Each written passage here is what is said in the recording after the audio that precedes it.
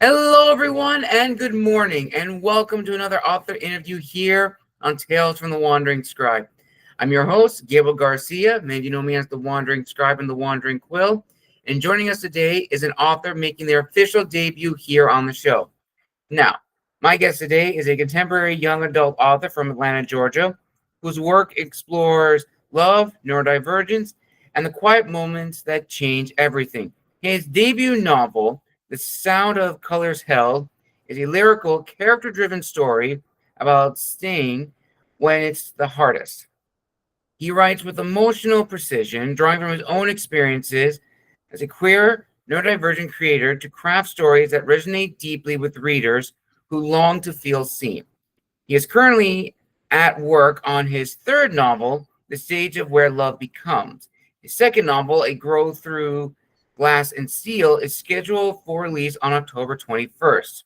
When he's not writing, he's likely assembling playlists for fictional characters, watching storm clouds gather, or analyzing everything with a cup of good coffee in hand. Well, viewers and listeners, I am so excited to have this viewer on the show and to talk all about his journey as an author. So without further ado, let's give a huge round of applause to today's guest, author Kevin Goodson. Kevin, welcome to the show.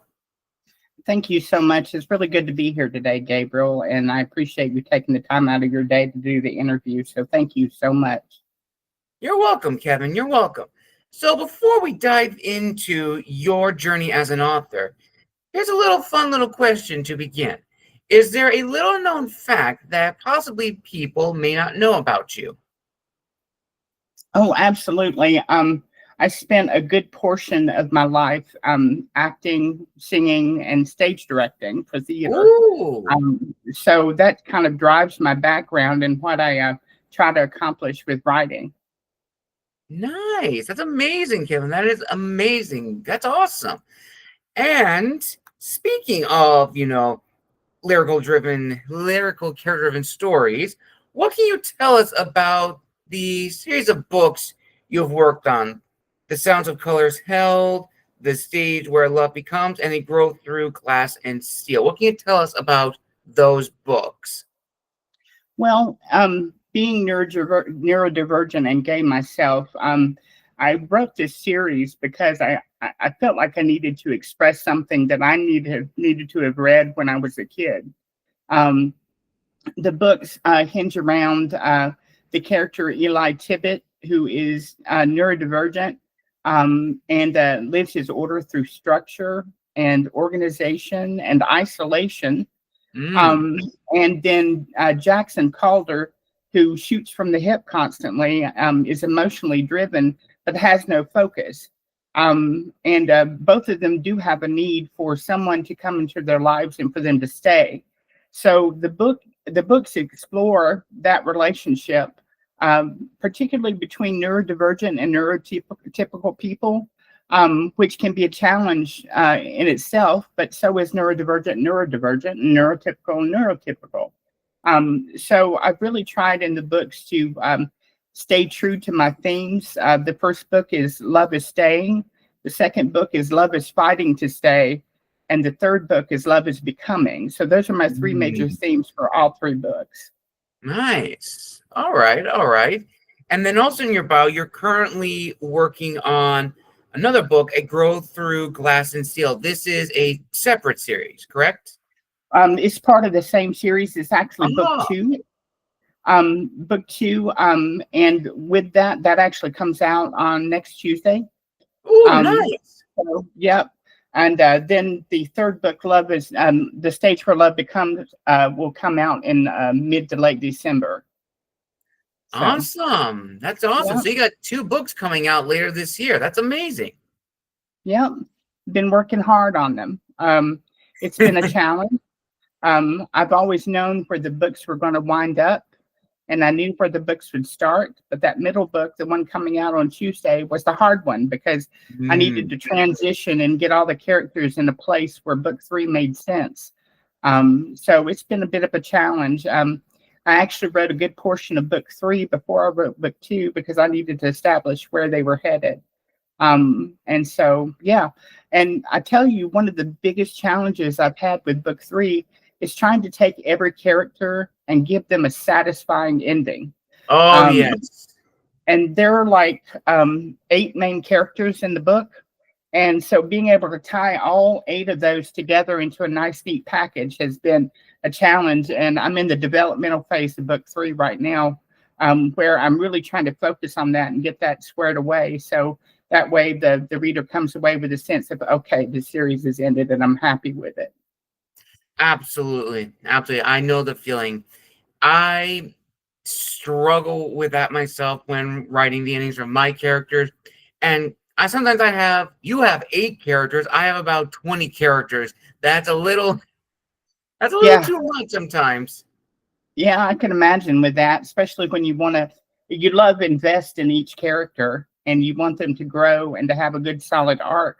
But then where they wind up and trying to tie it up where it doesn't look like you're checking it off of a list.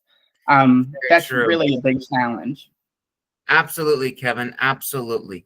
So let's dive right into your journey as an author. Now, as you just mentioned earlier on, that among the many reasons for creating these books, one of them was, of course, you writing these books because you wish that you had these books growing up in your life. Now, what would you definitively say was your aha moment, that push that really drove you to take these stories that have been with you for a long time and put them on paper and sharing them with the world? Well, I would say it was not an aha moment, but a Netflix binge. Ooh, I okay. I actually watched Heartstopper on Netflix, and I got to watching it, and I realized, gosh, I need this for neurodivergence. I need this for not only just gay kids, but also neurodivergent kids. And so, watching that series, I absolutely fell in love with it, and I thought, I think I can tackle this in a way that will make sense. And it gave me a compulsion to sit down and start writing. And when I first started writing, I had no idea where I was going. I just felt the need to write. And so I came up during that session with the very first opening paragraphs of Eli Tibbet getting ready for school. And so from there, it just kind of blossomed.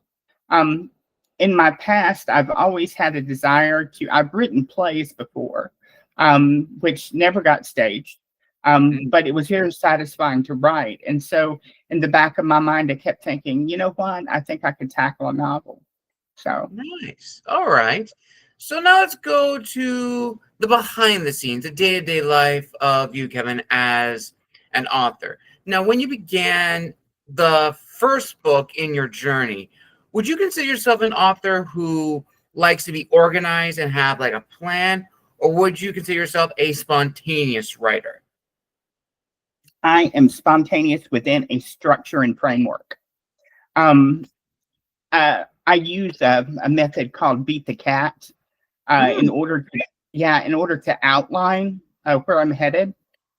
I use frameworks in order to not determine how I'm going to write something or what I'm going to write, but when is the appropriate time to write it. And I think that's an important distinction because a lot of writers consider themselves pantsers, in other words, writing by the seat of their pants, Yes. which is fine, but it doesn't help with pacing. It doesn't help with overall arcs. It's very difficult to write an overall arc by the seat of your pants. And when you do that, you do surprise yourself a lot when you're writing, but I surprise myself constantly within my framework. And so I will go back and I use a series of index cards for my framework. It's old school, old fashioned, but there are many times I rewrite my outline because I've discovered something new. But there again, I don't know whether this is my neurodivergence and needing to organize and structure thoughts, or whether that's just something that, I prefer as a writer itself. But I do work better from that. I write a lot of notes on the back of each card. I organize them by chapter and scene. And Hmm. then what will happen is if I'm writing and something sticks out to me and I go, wait, no, this is a better idea, I will literally go back and rewrite the index cards. And I will spend, I think, I think in book one, I had 4 sets of cards by the time it was over with. And some of them I didn't rewrite because I could just switch the scenes or move them around. But yeah, for me, it's very much a hierarchical and structured process. Nice. All right. Now, once you began writing your books, of course, do you have a ritual or routine? Are you more of a morning person who likes to write, or are you more of a night owl when you like to write? What is your routine for you, Kevin? Night, night, night, night, night. I work during the daytime from 1:30 to 10:30 p.m. as a customer service representative for a call center for a major restaurant chain. And so I get off at 10:30 p.m., which I've had all my coffee for the day, and it's time to brew another pot and to sit down and start writing. And I will usually finish up about 3:30 to 4 in the morning and then sleep until it's time for me to get up for work again. So I'm very much a night owl. My goodness, Kevin. Now, here's a fun little question, the first of many. When you began this journey, what really surprised you about the author life? And what I mean by that is, writing your story, having to edit numerous times, the hassle of finding an editor, and knowing when to either go independent publishing, hybrid, trad, all of that.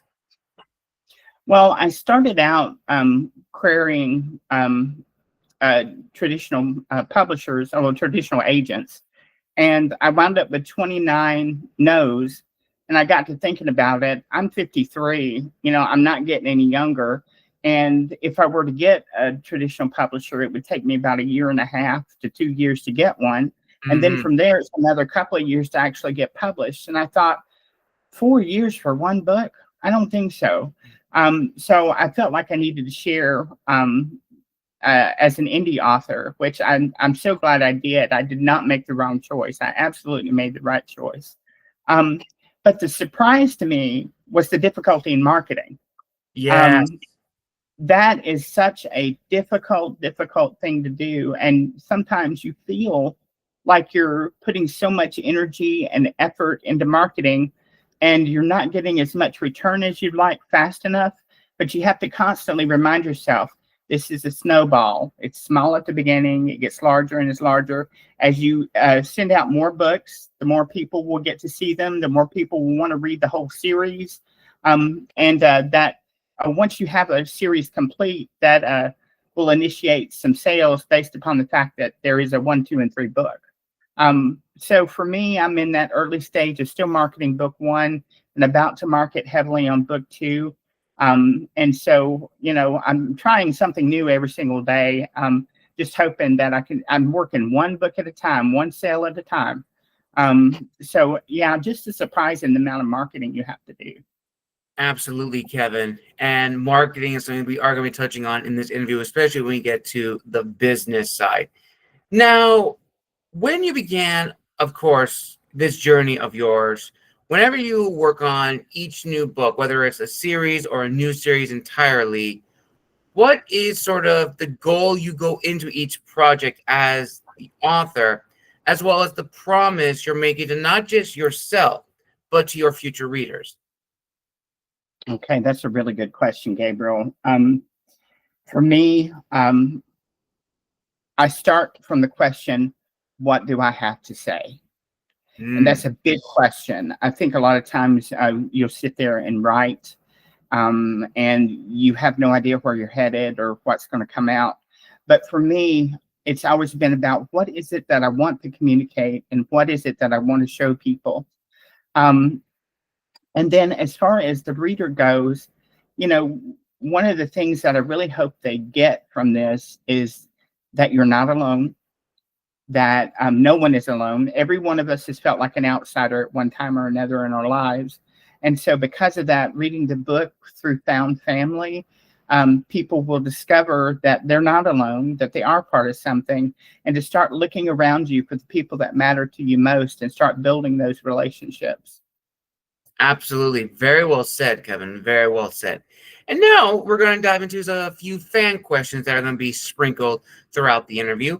And one of my viewers asks, Ooh, okay. I'm really eager to hear your thoughts on this one. One of my viewers asked, throughout your books, who has been your favorite character to flesh out?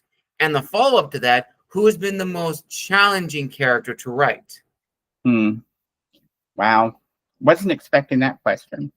Um, so for me, because of who I am, it was very easy for me to write Eli Tibbet, because he is neurodivergent. He doesn't necessarily identify as gay, but he thinks that gender is just a classification. And so if he finds someone attractive, he finds them attractive. And that's very common in the neurodivergent community. There are a lot more people, lot higher percentage of individuals that are neurodivergent that actually identify as gay, bi, or pan. And so because of that, I think that character I really related to and was really easy for me to flesh out. Point of fact on this, when I sat down to write that character, I promised myself and the reader two things. Number one, I would never try to explain why he is the way he is, because neurodivergents don't need to be understood. They need to be loved and cared for and surrounded by people. And people that accept them for the way they are. And the second thing that I set out to do was to never, ever, ever try to fix them. I've seen way too many representations of neurodivergent characters where they try to fix him and they try to adapt him to the world rather than letting the world adapt to him. You know, his found family or people that accepted him as who they are. Absolutely. And then the most challenging character that I think I've had would probably be Raymond Tibbet, Eli's father. He only shows up a little bit in book one, but has a big part in book two. He's very much he's a military dad. He believes in structure and order. And the way I wanted to write him would be that the reader reads his character and then begins to ask themselves, is Eli the way he is because of his upbringing, or is it because of his neurodivergence? Which I never answered that question, ever. But I do want the reader to experience that. So, and plus, having been around authoritarian figures like Raymond, it was very difficult and painful for me to write in certain ways because I needed for there to be a character that does not see Eli the way he is, that sees him as maybe weak, feeble-minded. And so that was the toughest character I had to write. It was painful for me. In fact, there were several times in the one dinner scene I have in the book where I just kind of had to stop and cry for a while, because I didn't want Eli to experience that, but I needed him to, because there had to be something that gave Eli something to overcome. Absolutely. So, very, very true, Kevin.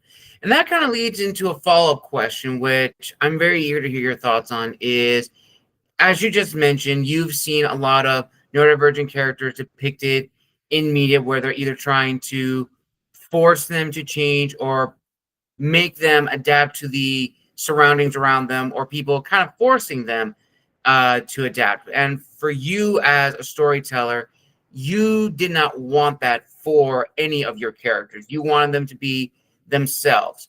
So as a storyteller and as a creative individual, how did you craft your characters to be authentic in the sense that it makes sense for them to be in the world that you have created, but also very complex, that they're not tropes that we see in popular media nowadays, and really showing, the facets of these individuals?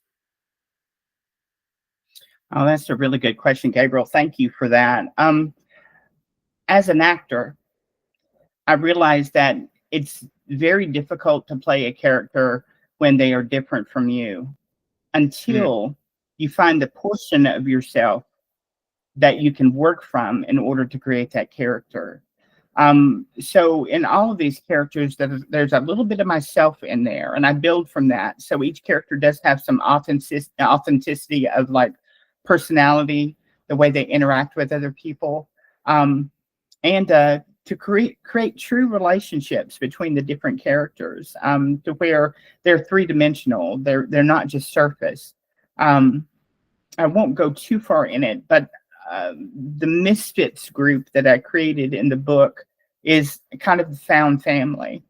And so I treat them as a single unit in the very beginning of the book because they function like this, I call it a constellation, but it's more like an octopus, really. They've got all these things going on, but they're still connected to the same thing. But then when tragedy hits, all of that goes away for a while.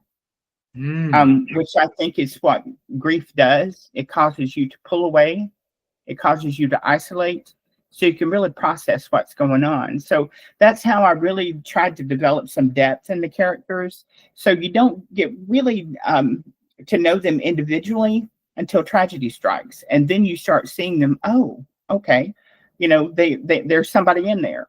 And so I used that as the opportunity to develop characters rather than doing the thing that most authors tend to do, which is to develop characters at the very beginning, to where everything is like, individuals and you understand their motives and everything from page one. Instead, I treated them as a unit and then let them break off and then started developing their individual characters from that. Nice. And I have to agree, Kevin. I have to agree. I think as authors, we want to give as much information of the characters so the readers can understand. And I've been working with my editor on my book, and she has even said, like, as a reader, you don't want to know all their backstory in exposition. Have it spread out through dialogue. Have the characters talk, and then, oh, here's a little fun fact about this character, to where it feels organic and natural. You can, in the exposition, give a little tidbit of who they are, but you don't want to say their entire life story right then and there. Let us, as the reader, see that. And with that being said, what was the reaction like from friends and family who learned that you were working on these books? And have the reactions been positive, overtly critical, or a 50-50 split? Okay, no, this is a really interesting tidbit here. When I first wrote the books, I was very hesitant to tell people that I was writing book one. And part of that was just my own insecurity about it. And also not really sure whether the people around me would be receptive to a YA novel that included gay and neurodivergence. I wasn't sure. My best friend in my found family, Mickey, I didn't tell her I was writing the book until I was ready to ask her to read it. And so she was really shocked by it, and she read it, and she gave me some really stuff. She was one of my beta readers, has a bachelor's in English, so she was perfect for me. And she read it, and she was very, very, very positive about the book, but she gave me some suggestions that really, really helped it. Another good friend of mine I gave the book to trashed it. He didn't understand why Eli was the way he was. He didn't understand why Eli and Jackson fell in love with each other. He just saw no redeeming qualities whatsoever in the book. And at that point, since he was supposed to be a beta reader, I had to stop and ask myself, is this really a problem? And so I went through his list. I think I made one adjustment from his about 20 different items he talked about. But the rest of it, I thought, my book is not for everyone, so I don't think he's the right one for it. And then I've got some really positive feedback just from the community that I know back from my hometown in LaGrange, who have actually purchased the book and have loved it. So it's a wide range of different reactions. I can't say my reviews have been very positive since then. So I'm very happy for the early experiences I had with my beta readers. Even if one of them was very negative, it really helped me kind of tune into what the possibilities were by exposing myself to other people. Absolutely. Very, very true. I like how you also added the fact that, as authors, our books are not going to be for everyone. We can use them as an example of okay, well, I know that this probably is not the type of reader that I'm trying to market to, and I could take their feedback with a grain of salt and just really see, what I can improve upon. And this sort of leads now into a series of reflective questions, which I'm very eager to hear your thoughts on, Kevin.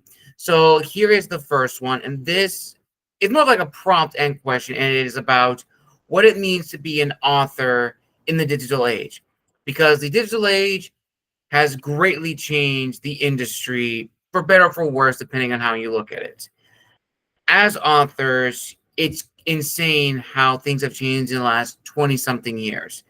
You would not imagine authors back in the day thinking of using the internet for marketing or even conceive the notion of social media. But now, in today's climate, it seems imperative that all authors have some sort of social media presence to interact with their readers and fans to have that engagement. And this goes back to the topic of marketing, which is not easy. And what is important to note about social media, it's a double-edged sword. It can help you, but it can also expose you. It is very draining. It is very soul-wrenching. I've talked with a lot of people on the show about their experiences with social media and how they've had to take a break and step away from it because it's too much of a hassle. It increases our imposter syndrome. It raises our anxiety and sometimes causes writer's block. And again, it can be both a hit and a miss. So for you, Kevin, as an author in the digital age, experiencing all the benefits and the consequences of social media, what has still disciplined you to stay true to the path that you set out for yourself as an author? Well, that's a good question, Gabriel. I'd have to say, first of all, as far as the internet goes, for example, in book 2, I deal a lot with architecture, which I knew nothing about. So having access to that information and being able to really understand architecture, at least from what a high schooler would experience it in like a design and architecture class, really helped me. So the information available due to the digital age is vital, is critical. And I think it adds depth to books. As far as social media goes, when I first started out on Instagram, on Bookstagram, I was posting twice a day, 7 days a week. And I was pushing that hard because I felt like that's what I needed in order to get the book out to people so they can see it. And I felt like I was yelling into the Grand Canyon. I wasn't getting much back, not a lot of engagement, wasn't getting a lot of followers from it. But people knew about my book because they'd seen it, but they had no idea what it was about, no idea about me, no idea about, what my life goals are or my experience. And it was not too long ago that I actually switched to doing more about neurodivergence, doing more about explaining my experience with neurodivergence, supporting LGBT rights, trying to stand for something, the values that I have, and my engagement's gone quite up. And it's because I'm less focused on selling a book and more focused on communicating with people, letting them know what I believe and who I am. And I think that's kind of critical when it comes to marketing for things like Instagram or TikTok, is that you have to be authentic and genuine. And I've also cut my posting down to 3 times a week, once a day, which has helped my brain quite a bit. It's caused me not to feel stressed about what I'm going to say next. So by doing that, my posts travel further and I reach more accounts, but with less effort. Very true. Very, very true, Kevin. And here's another reflective question. So I'll give context for this one. I've been doing this show for about 6-7 years. I began first on Anchor and Spotify, where no one saw me. It was just audio. And then in the last few years, I went on YouTube. And if we just look at YouTube alone, I have gained, that was, I want to say, 2022. So in 3 years that I've been on YouTube, just on YouTube, I've interviewed almost 200 authors, almost 50 historians, academics, 15 or more industry experts, nearly 400 plus subscribers. It's absolutely insane. And I've learned so much from all of these people. And then a majority of the individuals that I've met through Bookstagram, we all began our careers back in the 2020s during the lockdown era. And this has sparked a debate that I've seen in the industry. And I like asking my guests this question because I love hearing their insight on this. And it's the notion of, are we in a golden age or an iron age? And I'll give context for both, or clarity for both. I one time believed that we were in a golden age because, as I said, during the lockdown era, everyone was isolated. Everyone couldn't talk with people physically. There was that lack of engagement and connectivity. And during those years, people found new passions. People became authors. People became artists. People found music. People found new passions.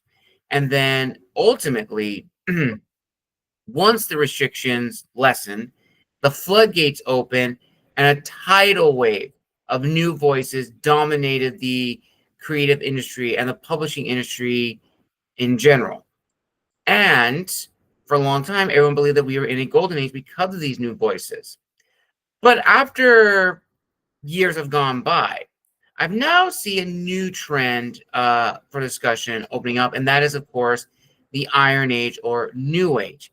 And people on this side of the argument state that we are in an Iron Age because the market has become too saturated with these new voices, and it's a muddled mix of people who are passionate and want to grow in this industry, and those who simply created something just to, deter the boredom. And after reading through that group, you now have the smaller group of individuals who are passionate about the industry, and hence we are in an iron age. So, Kevin, I would like to hear your thoughts from your own personal experiences. Do you believe that we are in a golden age still, or more so in an iron age? And a little bonus question, could it be a mixture of both? That's a good question. So Gabriel, I'm gonna step out on a limb here and be a little controversial. So I hope you'll forgive me on this. I believe that the industry won't change completely until trad publishing has gone away. And I think that may be where we're headed. I think that traditional publishing has been a gateway that is mostly closed, and every once in a while they'll let somebody through. And so because of that, the market's really glutted right now with independent authors. And that's okay. But I do think that the strength of the independent author will change once someone technologically is able to become a little bit more of a filter for the independent authors and their books. So for me, I think the ultimate answer is that we're kind of in a mix right now, and that the ultimate change will come through technology and through people being able to easily choose between what books they want to see. Right now, you've got everybody publishing on Amazon, Barnes & Noble, and it's this big well of books. And it's hard to really figure out, well, what's a good book, what's not? What book am I interested in, what's not? It used to be you could go up to a library and say, hey, I'm looking for a good book, and it's kind of like this. I want this from it. And it's very easy to locate. But trying to find that on Amazon is like not so easy. And in fact, you usually wind up with a trad published book at the very top of the list. So basically, I think two things has to happen. It has to become easier for individuals to be able to find the books that best reflect them. And then also that trad publishing begins to play a less prominent role in access to books. And that's going to take libraries being able to actually purchase from Amazon or Barnes & Noble. It's going to take true access to books from public schools to to librarians, to any independent bookseller or regular booksellers. So. Absolutely. And on this topic of technology, we now tackle probably the issue which is most prevalent in the publishing industry, and that is, of course, AI. I talked with a lot of authors on this particular question, and they all definitely agree. AI has no place in the creative industry, but they do specify a certain type of AI. And as I've said numerous times on numerous episodes, viewers and listeners, I have used AI in the sense of organizing my outlines, refining them, helping make my character backstories a little bit smoother, so that way I can then incorporate it into my stories. And AI, for better or for worse, is going to be with us. It's going to be a part of every program we're using. Grammarly, uh, Google Correct, AutoCorrect, those are forms of AI. And we as authors, we have no control over those. What we do have control over is the one that most people are not fond with, and that is generative AI. Generative AI is a big no-no for a lot of us, and not just for authors, editors, artists, narrators. It creates a false sense of creativity and mass produces it on a global scale. Because as authors, it takes us years to craft just one book. And here we are in the digital age, people using a generative AI software, pumping out a book or books in less than a week, tweaking them a little bit, making sure they read well, and then selling them and making a lot of money. And a lot of people are not okay with that. They feel that in addition to this saturation, it is these books that are also a contributing factor. So, Kevin, I would like to hear your thoughts on generative AI and what it has done to the publishing industry. So, right now, AI is not capable of creating a 3D book. It's not capable of creating characters that have depth and emotion, that people can really relate to. It's very surface written, and it seems to be not really generative, but mimicking. And so it'll take the best parts of 6 different things and put them together into one thing, from what I can tell. So in that aspect, I don't think authors have to be too concerned about it. I'm more concerned about the witch hunt for AI that seems to get splashed on people that do not use it. And that is a concern for me. As far as research and technology goes, AI is very handy in order to actually do some research on a topic to kind of understand it better, which is something I definitely do with AI. I use AI for developmental purposes, in that I'll upload my book and say, rate this book on a scale of 1 to 10, where 1 is terrible and 10 is fantastic, and use industry standard criteria and give a rating for each criteria. And the reason I do this is because I want to understand where there needs to be improvement. And what I'll do is I'll take that recommendation and I'll go back and look at it from a developmental viewpoint and go, okay, well, is it right? What changes could I make in order to make this a better book? And I did this with The Sound of Colors Hell at the very beginning, and I kept getting poor scores in pacing, and I was like, what's going on here? And so I stopped and I started reading from the very beginning. And I realized if I just moved one scene to the first chapter, that it would fix it. Immediately, my score shot up on AI. So from that, I could tell that it was effective. So I think using AI to help analyze and pinpoint troubleshooting, to help kind of wrap your mind around some objective feedback rather than subjective, it's very good for doing that.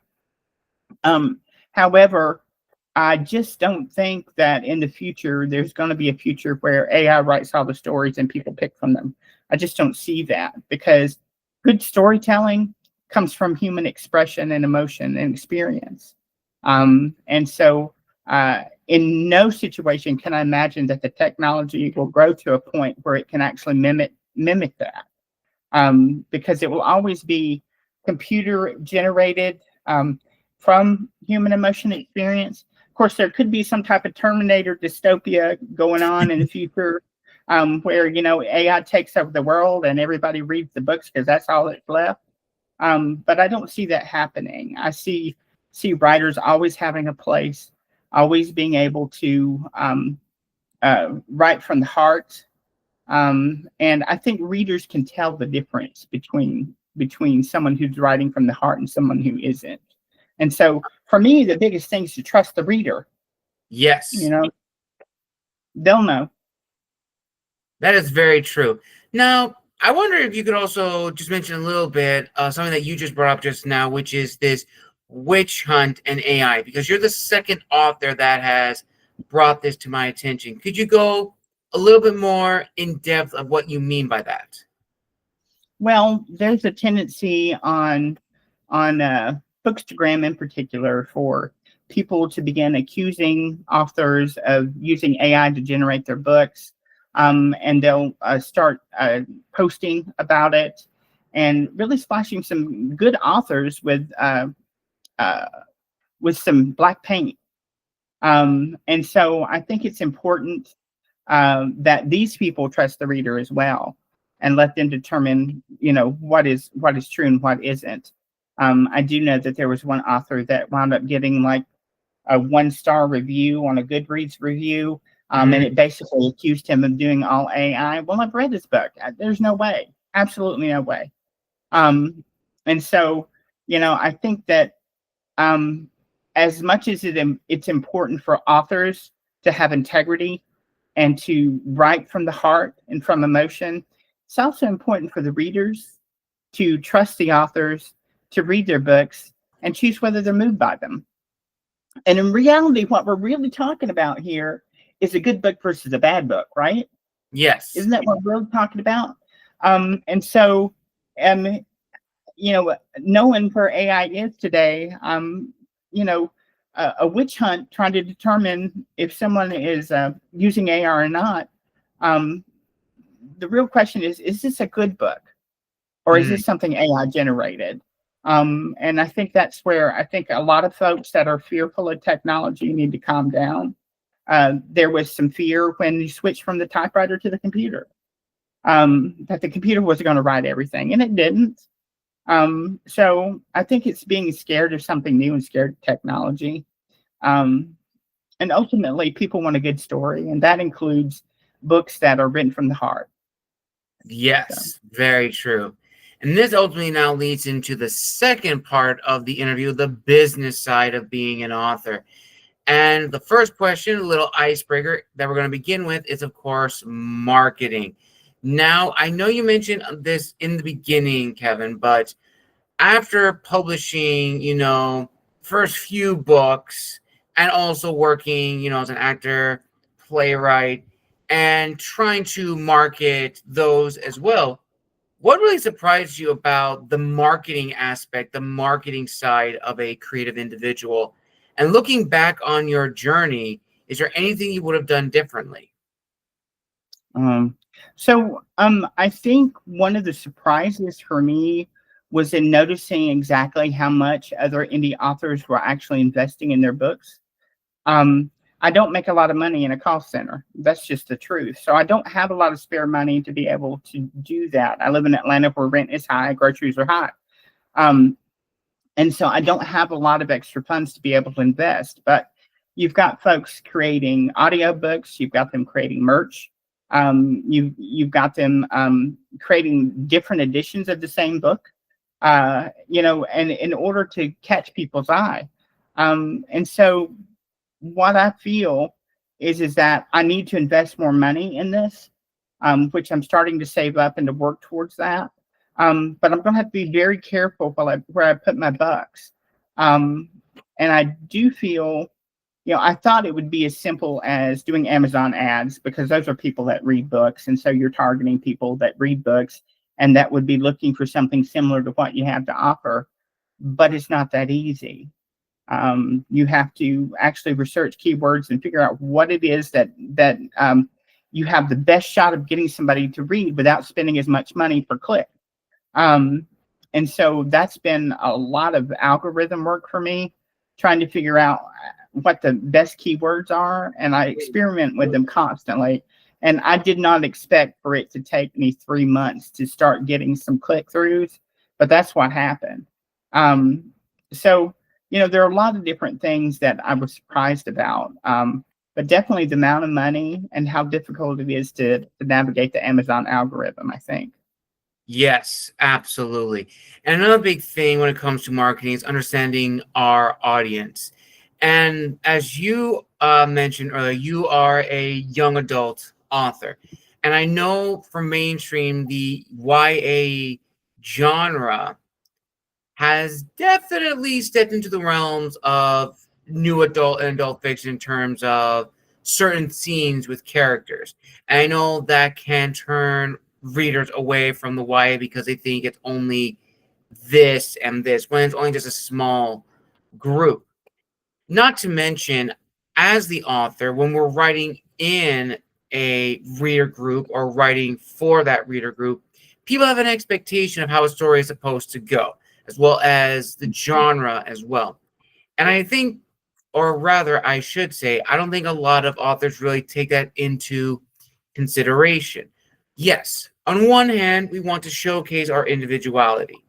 On the other hand, we do have to recognize that if people are going to be reading this book, they're going to have an expectation.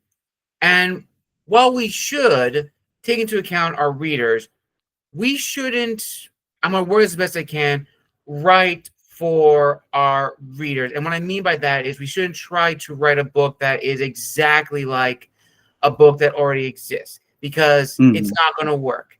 It's not going to work. Readers are automatically going to figure that out. So it's this tightrope balance. So for you, Kevin, number one, how did you, through trial and error, discover who your audience is? And secondly, how have you been able to balance these two sides of who you are?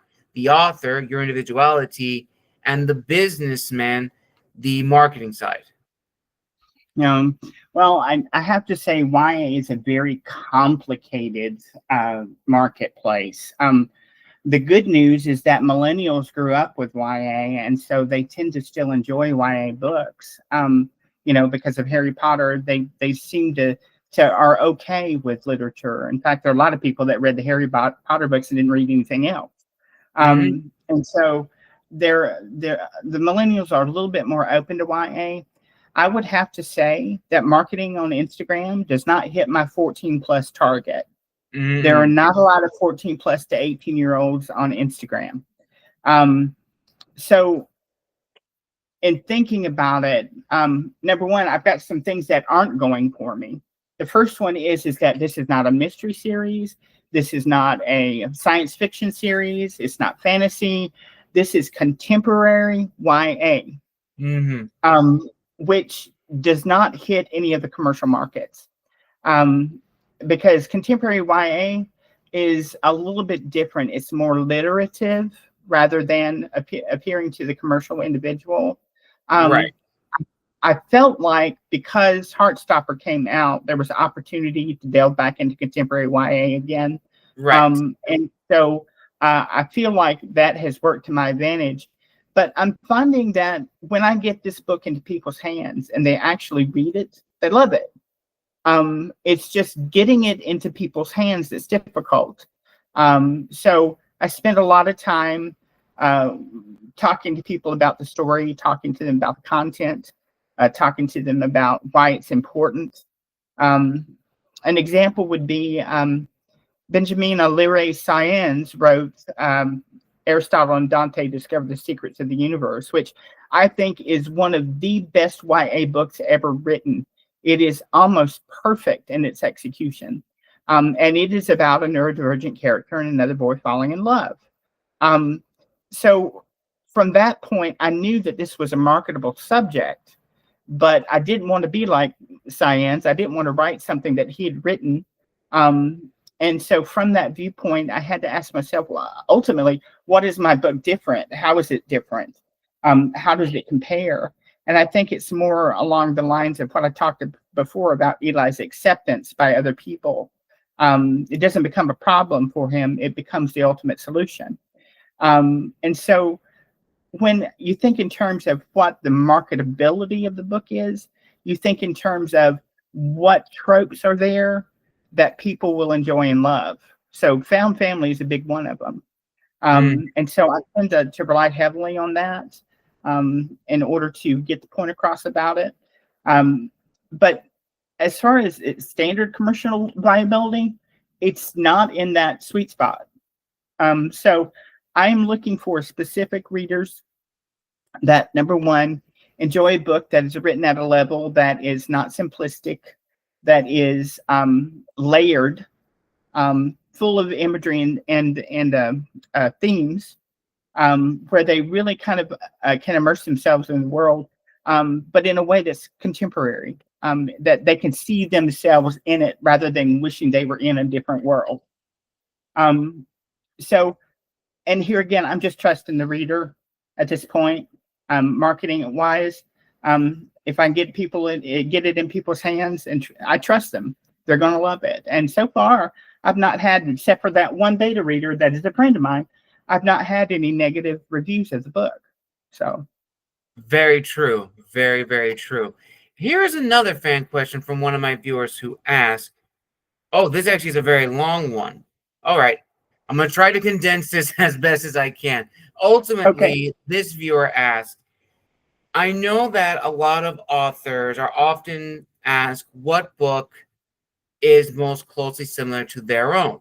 But I have a different question. What film is closest to your book? Mm. It's got to be Heartstopper, but I would say if you take two Netflix series and combine them together, I would say Netflix's Heartstopper and Atypical, and they aren't movies, but they are series. And of course, that definition is really blended. What's a movie and what isn't these days? Um, but with Atypical and you really kind of understanding what the neurodivergence is for that character and how he sees the world, and then combining that with Heartstopper, love story between two boys. I think if you combine those two together, you pretty much wind up with what I'm looking at. Nice. All right. And here's another one, which is as the author, we're often asked, how we craft our worlds to be engaging and immersive. For you, Kevin, since your books fall under contemporary YA, how did you create the world, the atmosphere to where it was engaging and immersive? Because I think no matter what genre you write in, you want readers to be swept away to a different world than their own. Right. Um, Two things. Number one, the book is set in Stillwater, Georgia, and Eli and Jackson both go to Stillwater High. That's based on my hometown of LaGrange, Georgia, and they have a very quirky way of looking at things. And so I'm able to build Stillwater High from my experiences in high school in LaGrange. But I actually have an advantage with the book in Eli. Eli experiences the world through senses. Mm. So every time it's from Eli's point of view, I discuss what it smells like, what it sounds like, what is seen. And so because of that, you get this feeling of the high school based upon Eli's perception of the world. I also used the viewpoint of high schoolers can be really quirky, particularly when they see each other as real people, but faculty members as something a little odd, and how they view faculty members.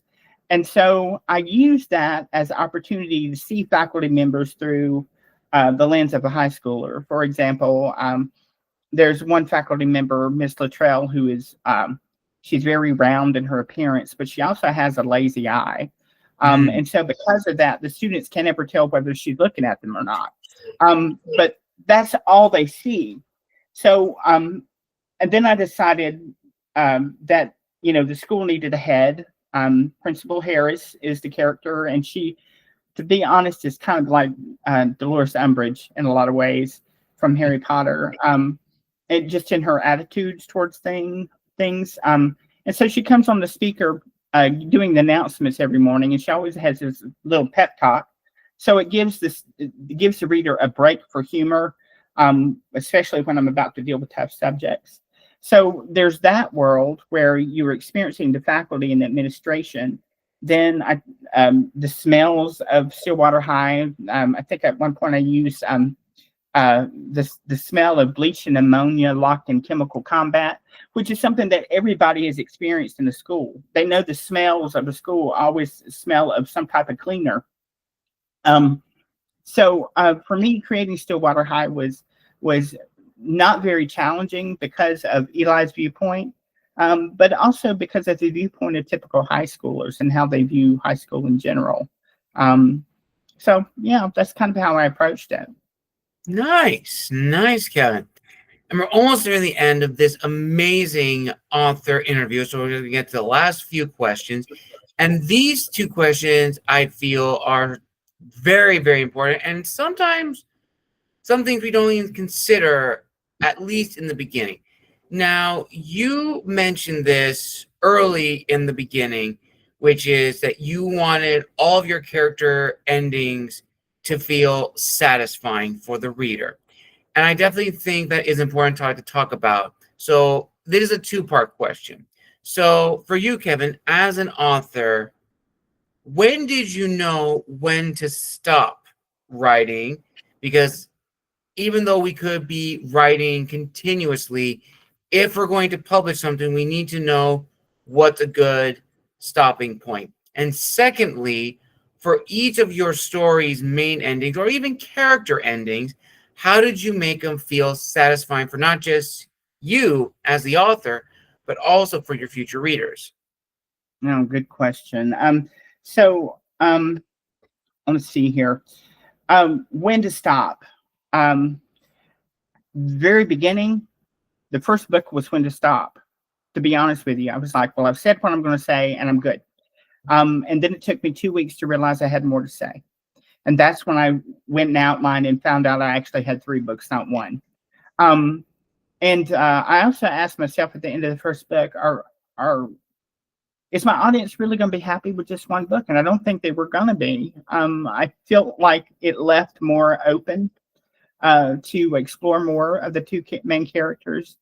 But ultimately with this series, When to Stop is 18 years old, because my target audience is 14 plus to 18. So if that's the case, then When to Stop is when the kids grow up and start getting more adult responsibilities. Could there be more books? Absolutely. I can write them into their 60s. But for me, understanding this is YA, the important thing is when they go off to college, that's when you stop. Because that's when adulthood begins. That's when a completely new set of issues start going on. And I never wanted the reader to feel like they had to step out into adulthood, that I wanted them to experience adolescence and high school the way through the eyes of the age-appropriate individuals in the book. And then what was your second part again? The second part was for each of your characters, as well as the main story themselves, how did you ensure each ending was satisfying? Pardon me. And I'm in the process now with book 3. So what I'm doing now is when I get to each character, I ask myself, do I have any questions left? Am I going to wonder what else happens to them, or will I know? Or if I'm leaving it open, I want there to be a sense of being happy with that. like this character has a future. And so because of that, I think just going character by character and ultimately asking myself, is there something I need to say to answer any questions? Or is the reader going to get a sense that something has been fulfilled? And I do that character by character now, which is what I'm working through. Very true. Very true, Kevin. And now, before we get to the final two questions, there is one important, very important question I haven't asked in a very long time, but I think it is imperative to ask this. And I'll give context for this question. Now, we talked about a lot of things about what it means to be an author. But what we haven't talked about is this notion that being an author is not a get-rich-quick money pyramid scheme. It absolutely isn't. It is a grind. It is very tiring. You're not going to make a lot of money. And in this industry, I've come to realize that there are two paths: to be an author and to be known as an author. One is dedicated to the art of storytelling. The other is dedicated to the business aspect, growing one's brand. They lead to the same goal, but the goals have to be realistic. And yes, you are going to find those whose first stories land them publishing deals and skyrocket their success to New York Times bestselling or Pulitzer Prize winner. All the power to them. That is not an easy feat to do, especially if that's your first book. But they are the exceptions to this rule. And I definitely feel that in this industry, there are many talks about, how to write a story, how to draft a novel, but not a lot of discussions on this aspect. So let's role play a little bit, Kevin. Let's say you've been invited to be a panel speaker at a book festival, either in Georgia or somewhere in the country. And in that panel room, in that discussion room, your audience is filled with new writers, aspiring poets, playwrights, what have you. In this hypothetical scenario, how would you teach that audience this topic of which do you want to be? Do you want to be an author or do you want to be known as an author? Okay, so I think from that viewpoint, you have to reframe what success is. I thought at the very beginning when I was going to write that I'd sell a lot of books just out of the hat and everything would be fantastic and golden. I wouldn't make a lot of money, but I'd make some money. And then I started realizing that it meant more to me to have people read it and experience it and feel from that, and to feel like they're seen, like they've been heard, like they have found family. And so for me, I started realizing that's the ultimate goal. And so anything else is a bonus for me at this point. When I sell a book, I celebrate it. But I'm not looking for get rich quick, which is impossible. I mean, even if you think about it, less than 1% of queries to literary agents actually receive an acceptance. That's the chances of making lots of money off a book. And then if you even think about that, okay, so let's say it's your very first debut novel, you do get a literary agent, and they give you an advance of $3,000, which is not unheard of for debut novels. Well, first, your book has to make that back before you get any royalties. And the majority of the books that actually are traditionally published don't ever make their advances back. So this is not a get-rich industry. It's just not. But if you are driven to write, if you're driven to communicate, if you're driven to be an artist, and what you want most out of life is for people to experience something that is very much a part of you and is heartfelt, then you're doing the right thing. You're in the right place. And so, you can always say, well, the majority of people say they want to write a novel, they don't even do it. It's true. But once you pour your heart and soul into a novel, you want people to read it. And so that feeling of having someone read your book and come back to you and say, oh, I just felt so seen. That's amazing to me. That's what you're looking for. And everything else will take care of itself. You may get rich, you may not get rich. Um, but uh, to be honest, the majority of people don't get rich in the publishing industry, period, whether it's traditional or not. Even New York Times bestsellers don't make that much money. They make about $50,000 a year.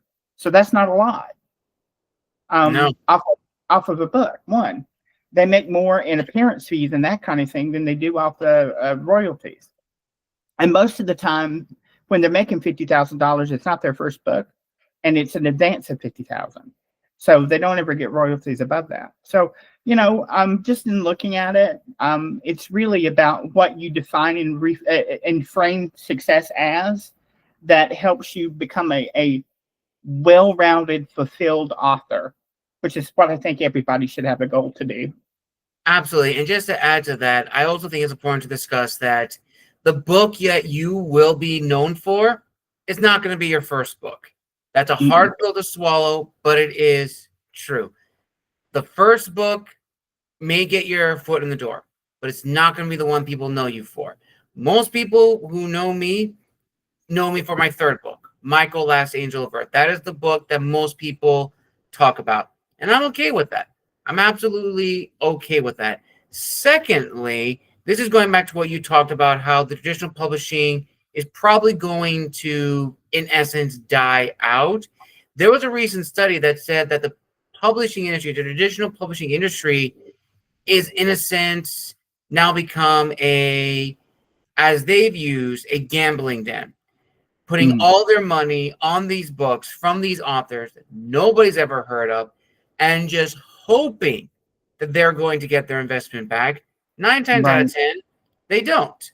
They don't. They're just hoping that this book is going to be successful because it may be a popular trend, or maybe talking about something that's in the works or spoken about in media.